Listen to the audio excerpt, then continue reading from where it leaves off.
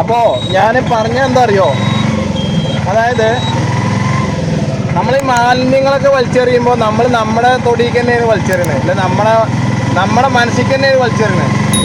മാലിന്യങ്ങൾ പൊതുവെ കത്തിച്ച് കളയാ ചെയ്യല്ലേ. അല്ല, ഇവിടെ നിൽക്കാൻ തന്നെ പേടിയാണ്. ഒരു പകലായാലും രാത്രി ആയാലും നിൽക്കാൻ തന്നെ ഒരു പേടിയാണ്. ഞാൻ ബാക്കി ലൊക്കേഷനും കൂടി കാണിച്ചു തരാം കേട്ടോ. പ്രദേശത്ത് മാലിന്യങ്ങൾ നിക്ഷേപിക്കരുത് എന്ന് എലമ്പലാശ്ശേരി മേഖലാ കമ്മിറ്റി. പക്ഷെ അതെല്ലാവരും. സുഹൃത്തുക്കളെ നമസ്കാരം. ഇന്ന് നമുക്ക് എലമ്പലാശ്ശേരിയൊക്കെ ഇന്നലെ കണ്ടു ഈ വഴി പോയപ്പോൾ. ഇന്ന് നമുക്ക് പൊമ്പ്രന്ന് പോയോക്കാം. ഒന്നുമില്ല, ചെറിയ കാര്യം പറഞ്ഞുതരാം. പിന്നെ ഇവിടുന്ന് അങ്ങോട്ട് ഫുള്ള് ഫോറസ്റ്റാണ്. ഇവിടുന്ന് അങ്ങോട്ട് ഒരു ഇരുട്ട് പിടിച്ച സ്ഥലമാണ്. ഇപ്പോൾ വെളിച്ചത്തിൽ നട്ടുമെന്ന് മാത്രമേ ഉള്ളൂ. ഞാൻ കാണിച്ചു തരാം. പക്ഷേ ഇവിടെ നല്ല ഏരിയ ഉണ്ട് കേട്ടോ. നല്ല റെസ്റ്റ് ചെയ്യാൻ പറ്റിയ ഏരിയ ഉണ്ട് ശരിക്കും. ഫോറസ്റ്റ് പറഞ്ഞാൽ അജാനമായ ഫോറസ്റ്റ് അല്ല, എന്നാലും നമുക്കൊരു പേടിപ്പെടുത്തുന്ന ഒരു ഫോറസ്റ്റാണ്. ഞാൻ കാണിച്ചു തരാം. നല്ല ഒരു കാട് എന്ന് പറഞ്ഞാൽ പോരാ, നല്ല അടിപൊളി ഒരു സ്ഥലമാണ് ശരിക്കും പറഞ്ഞാൽ. പിന്നെ മേലേക്ക് ഫുള്ള് ഫോറസ്റ്റാണ്. ആനയൊന്നും വരില്ല, അതിനെപ്പറ്റി ഒന്നും പേടിക്കണ്ട. അപ്പോൾ ഞാൻ ജസ്റ്റ് ഒന്ന് എടുത്ത് കാണിച്ചു, വെറുതെ ഒരു രസം, അത്രയേ ഉള്ളൂ. നമുക്ക് ജീവിതം എല്ലാം രസമായിട്ടല്ലേ തോന്നാം. എന്താ അറിയോ, നിങ്ങൾ ഈ സൈഡിലേക്കൊക്കെ തിരിയുമ്പോൾ ഇൻഡിക്കേറ്റർ ഇട്ട് നിർബന്ധമായിട്ട്. നമ്മുടെ ഒരു ട്രാക്ടറാണ് വരുന്നത്.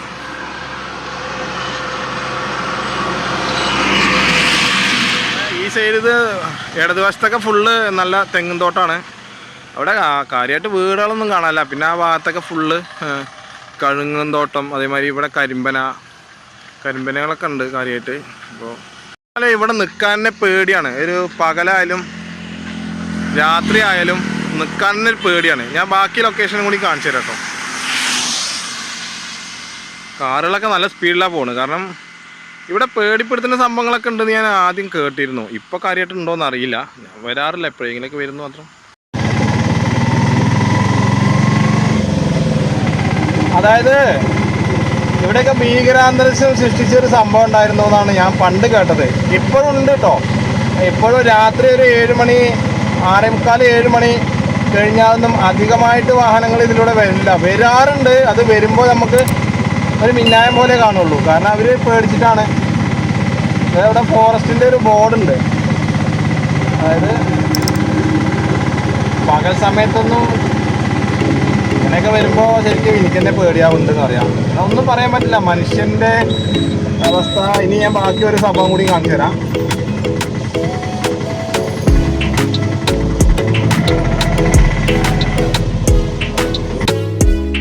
ശരിക്കും പറഞ്ഞാൽ ഇതൊരു നമ്മൾ ഈ അട്ടപ്പാടിയിലൊക്കെ പോയി കഴിഞ്ഞാൽ ഉണ്ടാവില്ല ഒരു ഫീലിങ്, അതുപോലൊരു ഫീലിംഗ് ആട്ടോ ഇവിടെ നിൽക്കുമ്പോൾ. അട്ടപ്പാടിയിൽ പോയിട്ടുണ്ടെങ്കിൽ എന്താവും അതേ അവസ്ഥയാണ്. ഒരു വാഹനങ്ങളൊക്കെ ആരെയും മൈൻഡ് ചെയ്യാൻ പറ്റാത്തൊരു സമയം കൂടിയാണിപ്പോൾ. പിന്നെ ഞാൻ ഒരു കാര്യം കൂടി പറയട്ടെ. ഈ പ്രദേശത്ത് ഇവിടുന്ന് അങ്ങോട്ട് കുറച്ചൊരു 1/2 കിലോമീറ്റർ വരെ പ്രദേശത്ത് മാലിന്യങ്ങൾ നിക്ഷേപിക്കരുത് എന്ന് എലമ്പലാശ്ശേരി മേഖലാ കമ്മിറ്റി. പക്ഷെ അതെല്ലാവരും ഇത് സൂക്ഷിക്കുന്നുണ്ടെന്ന് എൻ്റെ അഭിപ്രായം. ഇത് നമ്മുടെ ബസ്സൊക്കെ വരാറുണ്ട് കേട്ടോ. ബസ്സൊക്കെ വരാറുണ്ട്, ബസ്സും ഇതൊക്കെ ഓടാറുണ്ട്. അപ്പോൾ നിങ്ങൾ ഡ്രൈവിങ് ചെയ്യുമ്പോൾ എന്തായാലും തീർച്ചയായിട്ടും വാഹനങ്ങൾ സൂക്ഷിച്ചു ഓടിക്കുക. നമ്മുടെ സഹോദരൻ വരുന്നുണ്ടാവുന്ന. അപ്പോൾ ഞാൻ പറഞ്ഞ എന്താ അറിയോ, അതായത് നമ്മൾ ഈ മാലിന്യങ്ങളൊക്കെ വലിച്ചെറിയുമ്പോൾ നമ്മൾ നമ്മുടെ തൊടിക്ക് തന്നെയാണ് വലിച്ചെറിയണത്, അല്ലെ നമ്മുടെ മനസ്സിക്ക് തന്നെയാണ് വലിച്ചെറിയണത്. മാലിന്യങ്ങൾ പൊതുവെ കത്തിച്ച് കളയാ ചെയ്യല്ലേ. ഇതങ്ങനെയല്ല. ഇത് അവനാൻ എവിടെയാണോ കിട്ടുന്നത് അവിടെ കൊണ്ടുപോയി കളയും. അപ്പോൾ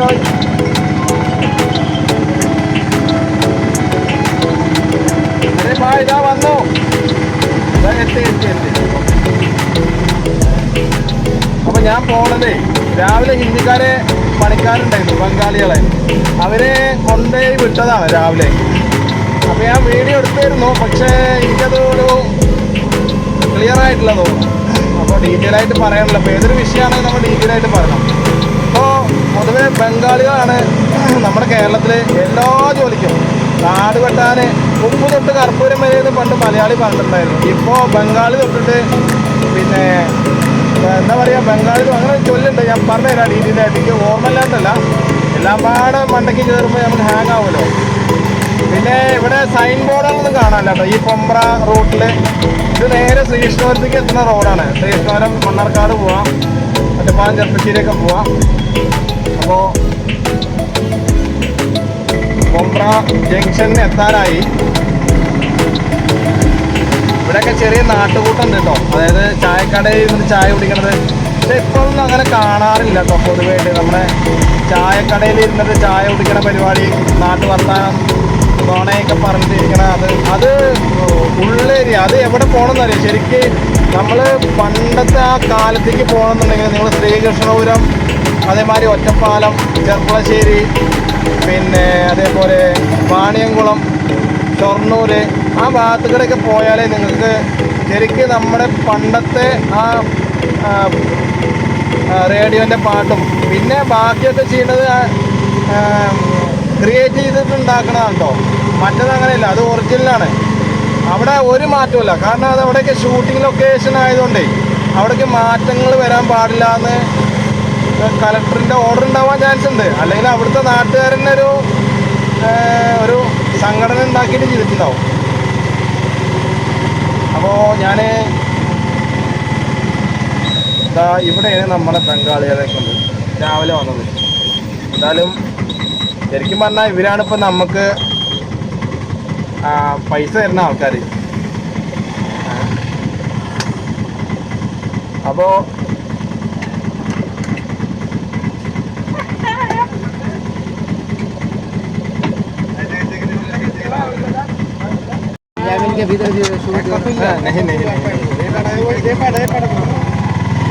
അപ്പോൾ ഇവിടുന്ന് ഇങ്ങനെ തിരിച്ചു പോകണമെങ്കിൽ നാളെ ഒരു ഓട്ടം ഉണ്ടാവുമെന്ന് അറിയില്ല.